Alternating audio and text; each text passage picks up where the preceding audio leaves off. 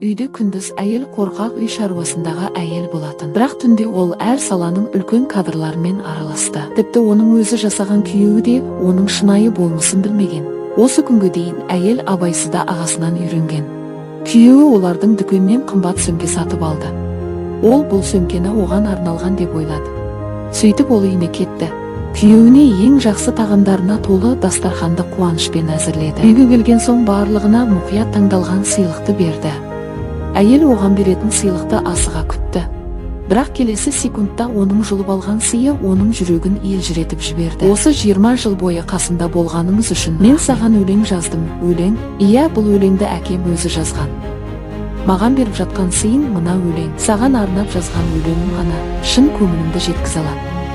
Әйел бұрынғы екі ағасының айтқанын есіне алды. Көзіне көңілі толды. Ол бірден-бірдеңе дұрыс емес екенін сезді.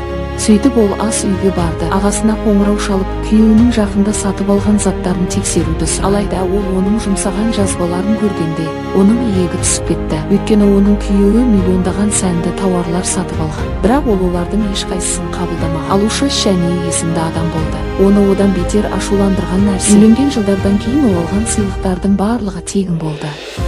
Ол сен үшін сатып алған сыйлықтарынан тіпті